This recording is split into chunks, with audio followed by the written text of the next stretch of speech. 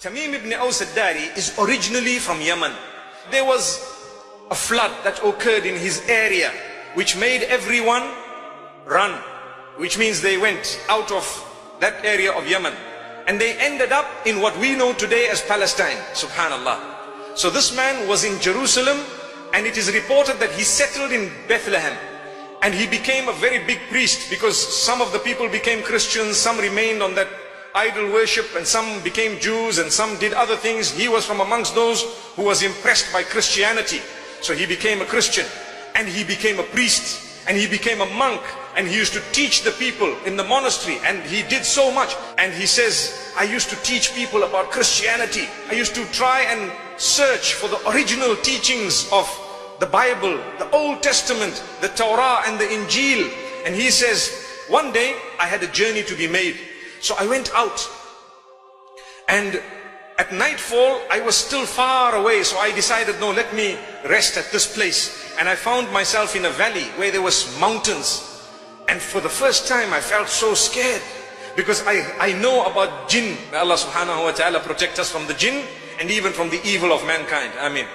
So my brothers and sisters, he says, when I felt this, I remembered that when I was much younger, the Arabs used to say, when you are scared of the Jinn of the mountains, you must ask protection from the Jinn of the mountains. Up to today, in a lot of cultures and traditions across Africa and some of the Middle East and even some of South America, I've heard, when there is a mountain, the people ask for protection from the god of the mountain or the Jinn of the mountain.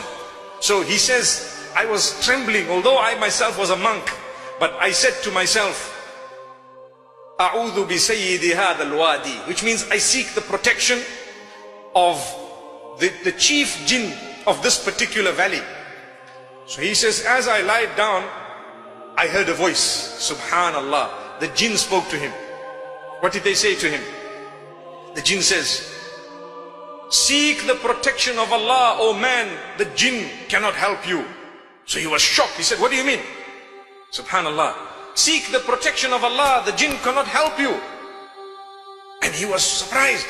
The Jinn says, there is a messenger from amongst the unlettered who has come out in Mecca, and he has brought a book, the completion of the Old and New Testaments. It is the final testament.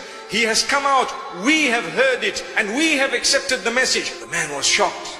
So he said, A'udhu Billah, I asked the help of Allah, and so on. And he slept the night, and he started recalling that in his books, in the testaments, he had read about this messenger who was going to come. And the description was that of Medina Munawwara. So he's trying to add the two together. The following day he got up and he went back to his area. He went straight to the chief monk, and he asked him, look, this is what happened to me last night. He says, it is very true. There should be a messenger. It's about time he has come out, and he will probably be in that area.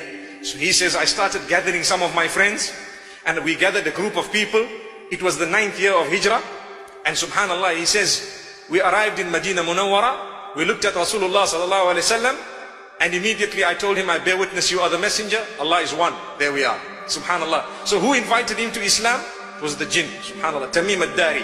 Tamim al-Dari. Constantly we're worried Islam is under attack.